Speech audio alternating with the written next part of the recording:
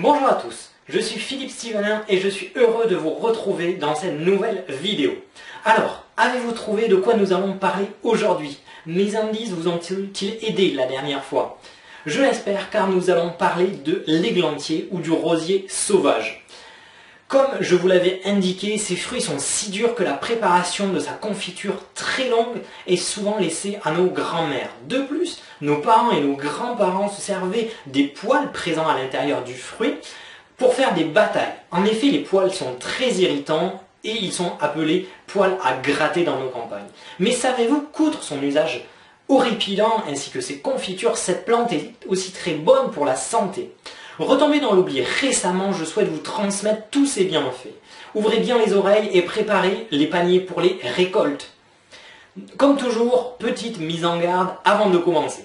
Je vous préviens que toutes les informations que je vous donnerai, tant les indications thérapeutiques que les doses énoncées, ne sont là qu'à titre indicatif. N'utilisez aucune préparation sans l'avis de votre médecin ou de votre pharmacien. Si vous avez le moindre doute sur votre état ou sur les informations que je vous délivre, référez-vous à un professionnel de santé. Maintenant, nous pouvons attaquer la partie intéressante, les usages du rosier sauvage. En tant que grand gourmand, j'aimerais commencer tout de suite par les confitures et les recettes délicieuses qui peuvent être préparées grâce aux fruits. Mais raisonnons-nous et soyons respectueux du plan, parce que sinon le plan ne sera pas content. Donc commençons par les propriétés utilisables par voie externe. Les fleurs ont une bonne activité anti-inflammatoire. Alors ce ne sera pas pour soigner votre torticolis, mais plutôt pour des traitements plus légers.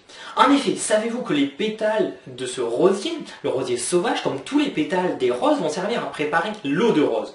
Pour préparer la vôtre, il suffit de placer 5 à 10 grammes de pétales dans un quart de litre d'eau bouillante et de laisser infuser 10 minutes. Avec cette préparation, fini l'ado rebelle qui se triture les boutons devant la glace. Un effet ne sera visible qu'avec un nettoyage quotidien du visage grâce à la solution obtenue. Par contre, il faut quelque chose de récurrent. En cas d'inflammation des paupières ou de problèmes récurrents aux yeux, lavez-vous les yeux tous les jours avec de l'eau de rose. Faites macérer pour cela une poignée de pétales de fleurs dans un verre d'eau. Le lendemain, pressez les pétales, filtrez, vous avez une eau de rose toute prête. Je le fais tous les jours et mes yeux ne s'en portent que mieux. Il va sans dire que l'effet est toutefois limité. Si votre paupière a doublé de volume, optez tout de même pour d'autres traitements plus radicaux. La deuxième utilisation de l'églantier sera en tant que cicatrisant. Il suffit de vous laver les petites plaies avec la préparation suivante. 50 g de feuilles dans 1 litre d'eau bouillante. Vous laissez infuser 10 minutes et vous lavez les plaies abondamment. Ensuite, les fleurs en bouton et les feuilles bien séchées à l'ombre peuvent s'appliquer sur les plaies désinfectées pour aider à la cicatrisation. Finalement, vous pouvez également utiliser les fruits comme masque anti-rides.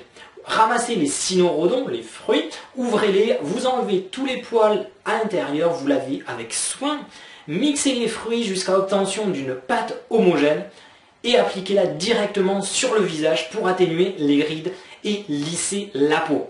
Retrouvez votre peau de jeunesse. Pour finir cette vidéo, voici la recette pour vous préparer un agréable bain revigorant.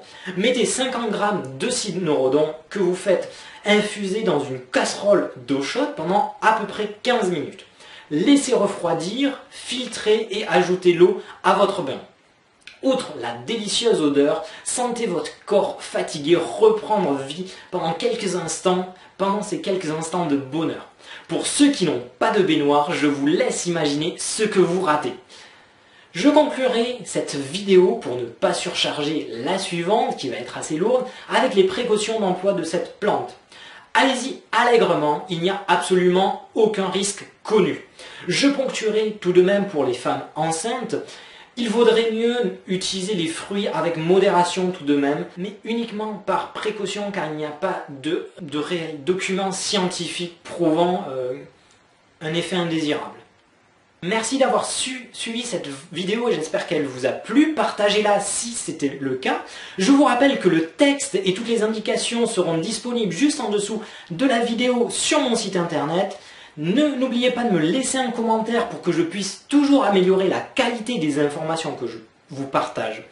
Encore merci et à très bientôt pour enfin apprendre à faire de délicieuses confitures avec l'églantier. Bye bye!